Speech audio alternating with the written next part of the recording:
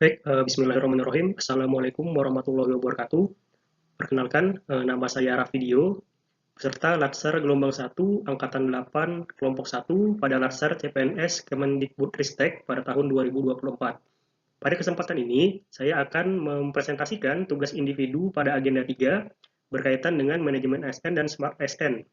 Yang mana di sini saya akan membahas mengenai analisis isu aktual manajemen ASN dan Smart ASN di Departemen Teknik Industri, Fakultas Teknik dan Teknologi Kemaritiman, Universitas Maritim Raja Ali Haji.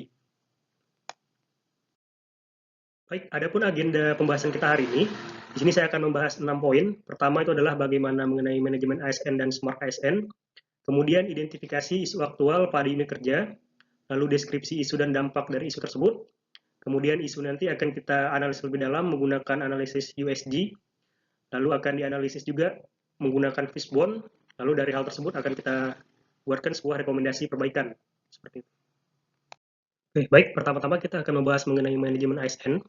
Sebagai seorang ASN, manajemen ASN berarti menjalankan tugas secara profesional dengan menjunjung tinggi integritas dan etika, bebas dari intervensi politik, serta praktik korupsi, kolisi, dan nepotisme. Nah, ini juga mencakup pengembangan keterampilan untuk memberikan pelayanan publik yang berkualitas dan mendukung birokrasi yang bersih dan efektif. Selanjutnya adalah mengenai Smart ASN.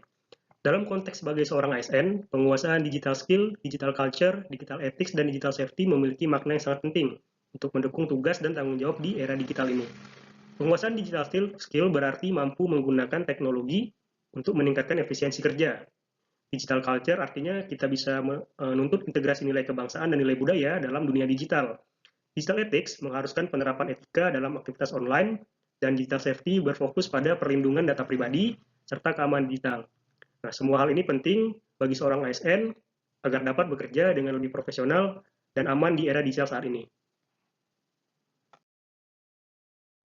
Setelah memahami mengenai konsep manajemen ASN dan Smart ASN, langkah berikutnya adalah identifikasi isu aktual di unit kerja. Nah, jadi di sini kami berada di unit kerja Departemen Teknik Industri Universitas Maritim Raja Ali Haji dengan posisi sebagai dosen. Setelah kami melakukan observasi, di sini kami menemukan beberapa isu berkaitan dengan manajemen ASN dan Smart ASN tadi. Ya. Yang pertama adalah sistem pelayanan kerja praktek. Lalu berikutnya ada sistem repositori kegiatan Tridharma, kemudian sistem repositori pengajaran khusus bagi mahasiswa, lalu yang terakhir ada sistem penilaian akademik. Nah, jadi ada 4 isu yang kami angkat dan akan kami jelaskan lebih detail pada slide berikutnya. Baik, untuk isu pertama, ini adalah mengenai sistem pelayanan kerja praktek.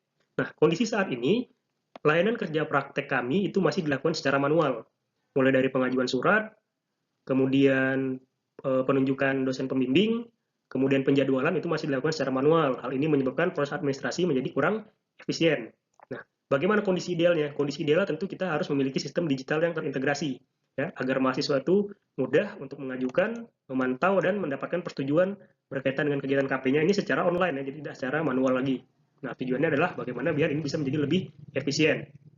Nah, bagaimana jika permasalahan ini atau isu ini masih terus lanjut? Nah, ini akan menyebabkan yang pertama itu ketidakefisienan pada administrasi, kemudian pengelolaan KP menjadi sulit dan tidak terintegrasi, pengalaman mahasiswa tentu akan menjadi tidak maksimal, ya, karena prosesnya akan terganggu dan lambat. Kemudian ini beresiko terjadi kesalahan dan kecurangan, ya, dalam karena sistem digital ini kurang berjalan, tidak efisien gitu. Lalu isu selanjutnya ini mengenai sistem repositori kegiatan Tridharma.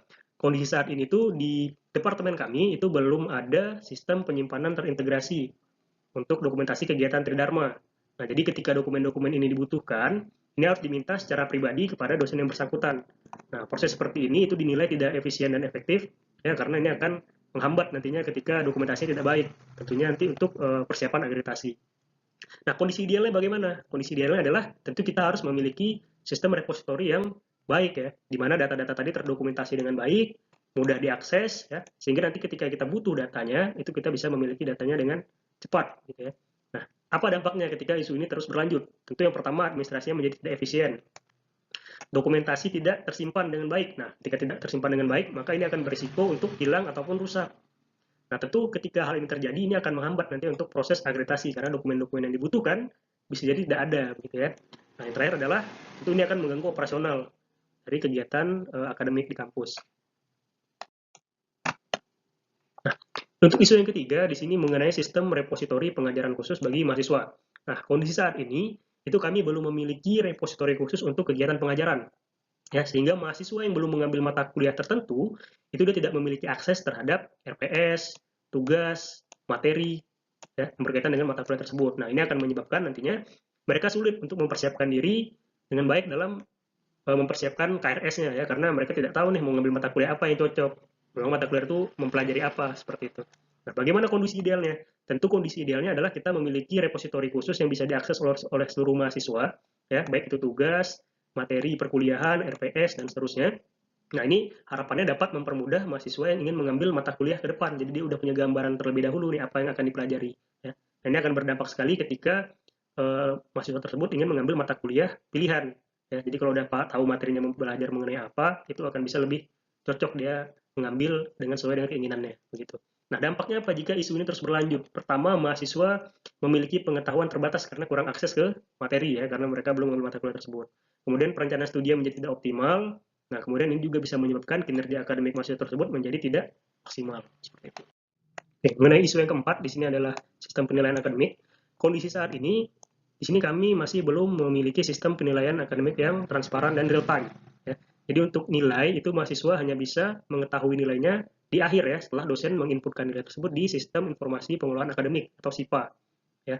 Nah, bagaimana kondisi idealnya? Tentu kondisi idealnya adalah dosen bisa menyediakan rubrik yang bisa diakses oleh mahasiswa. Jadi mahasiswa selama perkuliahan berjalan itu sudah tahu tuh progres nilainya seperti apa, performa mereka seperti apa, kekurangannya seperti apa. Nah, jadi idealnya seperti itu ya. Jadi mahasiswa bisa tahu bagaimana kondisi nilai mereka bahkan sebelum mereka ujian gitu. Jadi mereka bisa memaksimalkan pada poin-poin tertentu di rubrik penilaian. Nah, bagaimana dampaknya jika isu ini terus berlanjut? Tentu pertama adalah ketidakpuasan mahasiswa karena tidak bisa memantau perkembangan nilainya.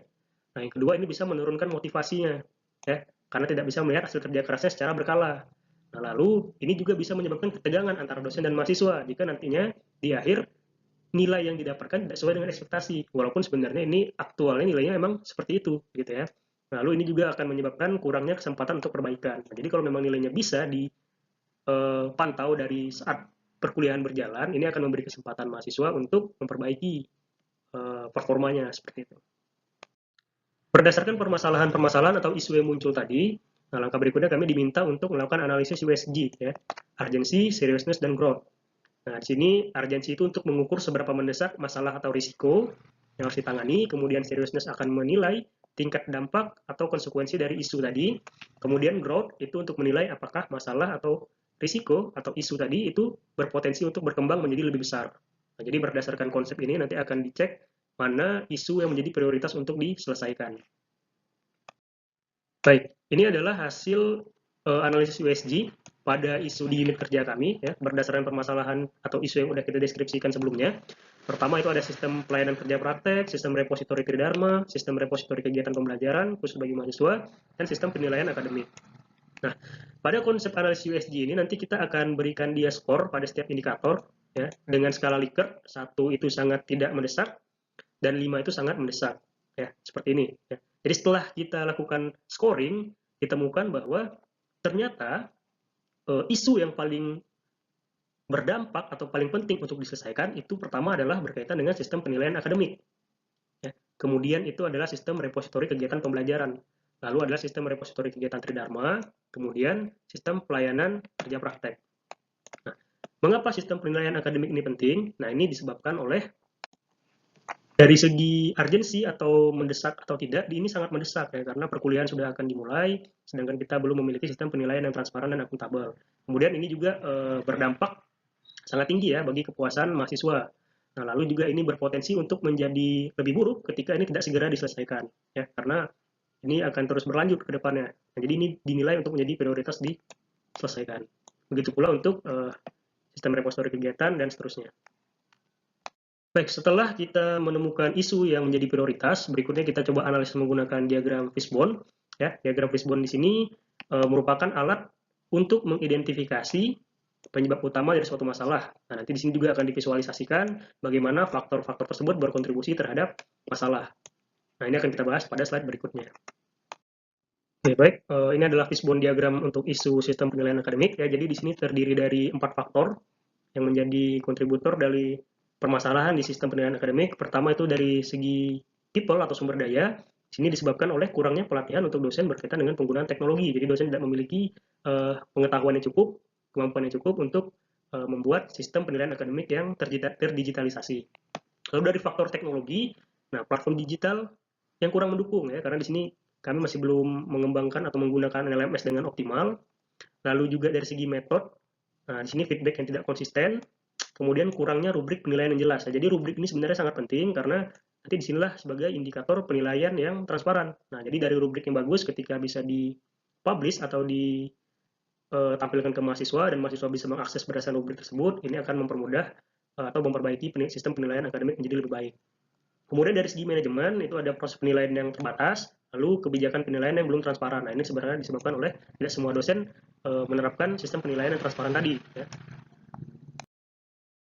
Baik, setelah kita mengevaluasi dan melakukan analisis terhadap isu yang diangkat, nah sini adalah solusi yang ditawarkan. Nah, tentu solusi yang ditawarkan adalah bagaimana caranya kita mengembangkan sistem penilaian yang terdigitalisasi, ya, yang mana di sana terdapat rubrik penilaian digital yang bisa diakses oleh mahasiswa secara berkala atau real time, kemudian feedback berkala online, jadi setiap tugas, setiap kegiatan mahasiswa ketika mereka sudah menyelesaikannya, maka akan diberikan feedback pada dashboard kinerja mereka ya. Jadi konsepnya adalah mengaplikasikan ketiga poin-poin ini pada sistem penilaian akademik. Nah, untuk teknisnya mungkin ini bisa menggunakan paling sederhana bisa menggunakan Notion atau Google Sheet ya, di mana nanti mahasiswa bisa mengakses dan men-track bagaimana progres pembelajaran dan penilaian terhadap mereka. Seperti itu. Baik, saya rasa cukup. Sekian dari saya. Terima kasih atas perhatiannya. Wassalamualaikum warahmatullahi wabarakatuh.